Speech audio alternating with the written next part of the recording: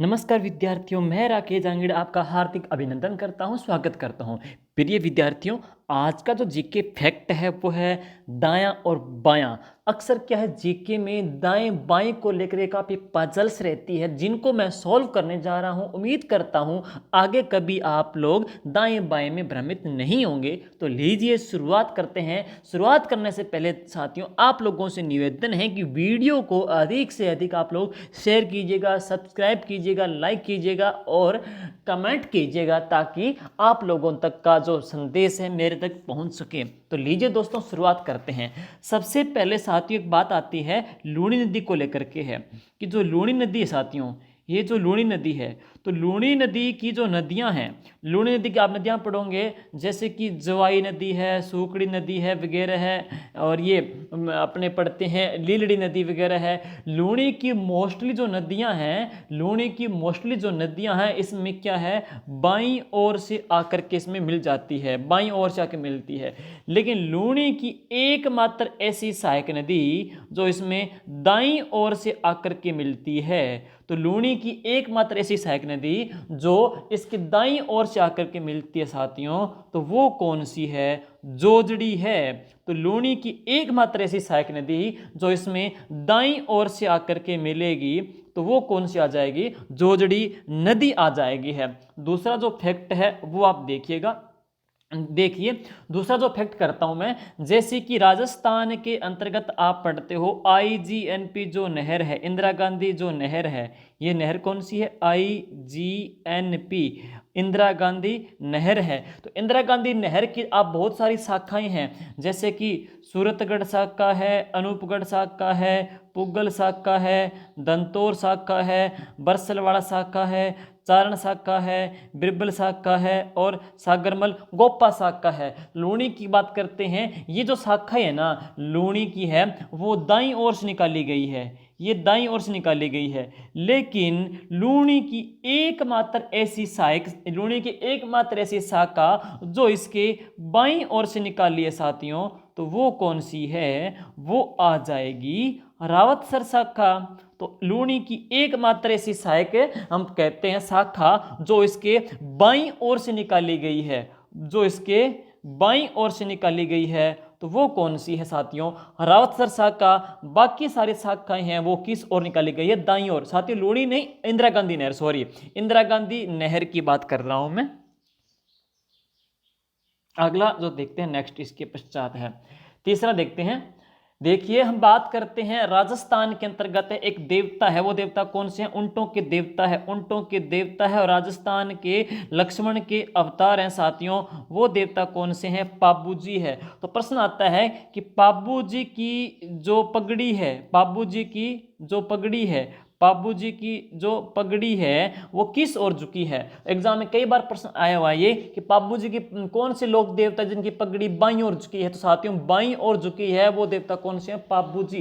तो पाबू जी की जो पगड़ी है वो बाईं ओर झुकी है। तो पाबू जी की साथियों जो पगड़ी है, पाबू जी की जो पगड़ी है वो किस ओर झुकी हुई है, तो वो झुकी हुई है बाईं ओर है। तो राजस्थान के एक ऐसे देवता जिनकी पगड़ी बाईं ओर झुकी है, तो बाईं ओर झुकी पगड़ी है वो किस देवता की है, पाबू जी की है, विशेषता इनकी आ जाती है। अगला जो कंसेप्ट है वो देखिए, हम मैं बात करता हूं अगला कि अपने राजस्थान के अंतर्गत है, विवाह के अंतर्गत है। जैसे हथलेवा रस्म होती है साथियों, तो हथलेवा रस्म होती है, हथलेवा रस्म के अंतर्गत पढ़ते हैं वर और वधु का है हथलेवा होता है। तो हथलेवा रस्म के पश्चात है वधु, वर की बात करते हैं, जैसे ये वर है तो वधु वर के कौन से भाग में आके बैठती है, दाएं भाग में या बाएं भाग में। तो हथलेवा रस्म के पश्चात है जो वधु है वो वर के बाएं भाग में आके बैठती है। हम कह सकते हैं बाएं भाग में क्या होता है, दिल होता है, तो बाएं भाग में क्या होता है, दिल होता है। तो पति पत्नी का जो रिश्ता है वो दिल का रिश्ता है, दिल का रिश्ता बनता है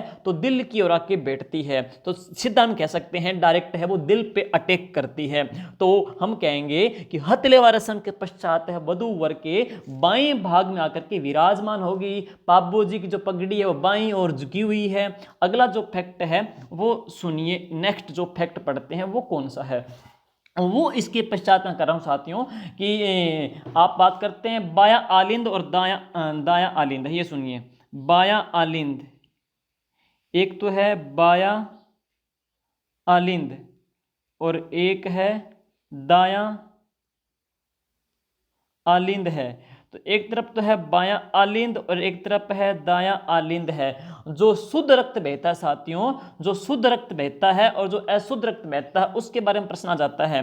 तो बायां है वहां पे शुद्ध रक्त बहता है। तो जो बायां आलिंद है वहां पे शुद्ध रक्त बहता है, जो दायां आलिंद है वहां पे अशुद्ध रक्त बहता है। तो अशुद्ध रक्त बहता है वो दाएं आलिंद के अंतर्गत है, शुद्ध रक्त बहता है वो बाएं आलिंद के अंतर्गत आ जाता है। ये कंसेप्ट इसका जुड़ जाता है। अगला जो कंसेप्ट है वो सुन लीजिए, वो एक है बाईं गाल पे तिल को लेकर के विशेषता, वो किस प्रकार से है वो आप सुनिएगा। पहले जैसे मैं बात करता हूं साथियों, एक राजा था राज सिंह, ठीक है, एक राजा था राज सिंह और राज सिंह के क्षेत्र के अंतर्गत है भयंकर अकाल पड़ गया था।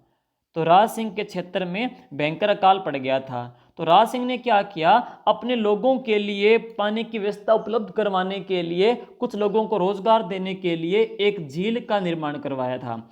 और वो झील है एकमात्र ऐसी झील जिसके नाम पर जिले का नाम पड़ा है। और वो झील कौन सी है साथियों, राजसमंद झील है। राजसमंद झील का निर्माण करवा दिया और इसमें जल छोड़ दिया, कौन सी नदी का, गोमती नदी का। इसमें जल छोड़ दिया इसने, गोमती नदी का जल छोड़ दिया। अब कुछ समय के पश्चात क्या हुआ साथियों, कुछ समय के पश्चात तो क्या, जैसे इसमें जल छोड़ा ना, तो इसकी जो किनार थी, इसकी जो किनार है ना, तो वहां से है पानी है टूट गया और बिखर गया। तो राजा ने क्या किया, राजा ने वापस इसकी किनार तैयार करवा दी, लेकिन फिर क्या हुआ, वापस इसकी किनार टूट गई थी। तो राजा ने वापस इसका निर्माण, किनार का निर्माण कराया, पाल बनाई, लेकिन फिर क्या हुआ, इसकी पाल वापस टूट गई। तो ऐसे क्या 3-4 बार इसकी पाल टूट गई थी। तो अब कहते हैं कि राजा बिल्कुल मतलब अपसेट हो गया था कि ये क्या कारण है कि इसमें पाल टूट क्यों रही है। तो फिर क्या हुआ, राजा एक ज्योतिष के पास गया, एक ज्योतिष के पास गया, ज्योतिष से पूछा कि भाई क्या मैटर है, इसमें क्या कहानी है, इसकी किनारे टूट क्यों रही है। तो ज्योतिष ने कहा कि भाई इसकी किनार तो ऐसे ही टूटेगी, इसकी किनारे का, इस पाल का अगर तेरे को इलाज कराना है तो इसमें एक वास्तु दोष आ रहा है, उस वास्तु दोष का तू इलाज करा दे, उसके पश्चात है इतनी शानदार टिकेगी, पानी कैसी बूंद नहीं निकलेगी। तो राजा ने कहा बता भाई क्या इलाज है। उसने कहा देखो दो काम करने पड़ेंगे। एक तो क्या करना है, इसकी पाल, इसकी नींव एक ऐसी महिला के हाथ से रखाई जाए जो क्या हो, पूर्णतया पतिव्रता हो। पहली कंडीशन क्या है, पतिव्रता हो। दूसरी बात है, महिला पतिव्रता के होने के साथ साथ उसके बाएं गाल पर क्या होना चाहिए, तिल होना चाहिए। अब विशेष तौर पे है राजा के लिए ये जो कंडीशन है वो भयंकर पड़ गई थी कि पहले चलो बात मान ली कि पतिव्रता है, उस टाइम की बात है, ये 1600 कह सकते हैं अपने 80 की आसपास की बात है, 17वीं शताब्दी के अंतर्गत है। तो पतिव्रता खैर उस टाइम चल जाती थी, है कोई दिक्कत थी नहीं वहाँ पे, उस समय की बात करते हैं। आज के संदर्भ में थोड़ा सर्च करना पड़े तो हम कह सकते हैं दिक्कत इसमें उत्पन्न हो सकती है। दूसरी जो बात है, उसने कहा कि उस महिला के बाईं गाल पर तिल होना चाहिए। तो राजा के सामने ये स्थिति भयंकर हो गई। अब राजा ने क्या किया, गूगल पे सर्च मारा, एक पतिव्रता प्लस बाईं गाल पे तिल। तो गूगल पे राजस्थान में नोट फाउंड आ रहा था कि ऐसी कोई तो नोट अवेलेबल आ रहा था। तो क्या हुआ, राजा को कुछ सैनिकों ने सूचना दी, सब जगह सर्वे किया तो मिली नहीं। तो सूचना दी कि एक क्षेत्र पड़ता है भाई मालवा क्षेत्र पड़ता है, मालवा की एक बालिका है जिसका नाम क्या है, घेवर है, और वो शर्त पूरी कर रही है। एक वो कौन सी, बाईं गाल पे तिल वाली है, अभी तक अविवाहित है, तो पतिव्रता तो खैर वहां पे उत्पन्न होने का सवाल ही नहीं उठता। तो उसने कहा, राजा ने कहा चलो पानी तो बिखर रहा है, क्यों ना इसको बुला करके आजमा ले जाएं, क्योंकि टूट तो वैसे ही रही है, चलो देख लेते हैं क्या ना क्या पता इसका काम बन जाए। तो इसको लेके आई थे। उस घेवर बाई ने अपने तप से इसकी पत्थर रखा, नींव रखा, तो इसकी नींव टिक गई थी और फिर पानी कभी निकला नहीं। और एक प्रश्न बन जाता है कि राजसमंद झील की नींव किसने रखी थी साथियों। तो इसका प्रश्न उत्तर है वो है घेवर बाई ने रखी थी। लेकिन बाद में क्या हुआ, लोगों ने राज सिंह और घेवर का संबंध आपस में नाजायज संबंध जोड़ दिया था, जिसको घेवर बेचारी सहन नहीं कर सकी थी और इसी झील के पास ये सती हो गई। और एक प्रश्न देगी इतिहास में बिना पति के सती हुई है तो वो कौन हुई है? घेवर बाई है। तो इतिहास में बिना जो पति के सती हुई है तो वो कौन है? घेवर बाई। और इसी घेवर बाई का जो मंदिर है इसी राजसमंद झील के किनारे बना हुआ है। तो ये जो राजसमंद जो झील है, इसी झील के किनारे आप पढ़ोगे राज सिंह ने घेवर माता का या घेवर बाई का एक भव्य मंदिर बना दिया साथियों, जिसको आज मंदिर कहा जाता है। और ये जो घेवर बाई का मंदिर है, घेवर माता का जो मंदिर है, वो कौन सी झील के किनारे हैं? तो वो आ जाती है राजसमंद झील के किनारे हैं। दूसरा प्रश्न है, बिना पति के सती हुई थी इतिहास में, तो बिना पति के जो सती हुई है तो वो कौन हुई है? घेवर माता ही हुई है। तो साथियों, ये है कुछ दाएं बाएं के फैक्ट को लेकर के।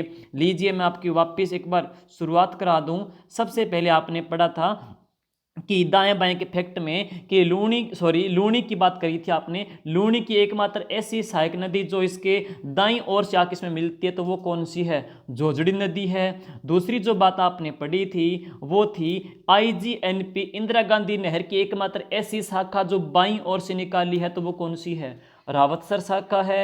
तीसरी जो बात आपने पढ़ी थी, एकमात्र ऐसे कौन से लोक देवता है जिनकी पगड़ी बाईं ओर की झुकी हुई है तो वो कौन से हैं? बाबूजी। इसके पश्चात है चौथी जो विशेषता आपने पढ़ी थी, हथलेवा रस्म के पश्चात है वर के कौन से भाग में आकर के वधू बैठती है? बाएं भाग में, जहाँ पे दिल होता है बाएं भाग में वधू आकर के बैठती है। नेक्स्ट इसके पश्चात आप करोगे अगला जो फैक्ट है कि बाएं भाग में दिल होता है, बाएं भाग में बायां जो आलिंद है ना, वहां पे शुद्ध रक्त बहता है। बाएं भाग में शुद्ध रक्त बहता है और दाएं भाग में है वो अशुद्ध रक्त बहता है। ये भी कुछ फैक्ट था। और पतिव्रता भी हो और बाएं गाल पे काला तिल हो तो किसकी विशेषता थी? घेवर माता की थी। और घेवर माता ने कौन सी झील की नींव रखी थी? राजसमंद झील की नींव रखी थी। और राजसमंद झील के नींव रखने के पश्चात यहीं पे सती हुई थी, तो यहाँ पे इसका भव्य मंदिर बना हुआ है। एक प्रश्न बन जाता है इतिहास में बिना पति के सती का, तो वो कौन थी साथियों? घेवर माता थी। तो ये थे दाएं बाएं के फैक्ट को लेकर के। और आप लोग भी इस दाएं बाएं के फैक्ट की तरह हम बात करते हैं, इसी प्रकार हमसे जुड़े रहिए, इधर उधर दाएं बाएं होने का प्रयास मत कीजिएगा। बने रहिए। जय हिंद, जय भारत।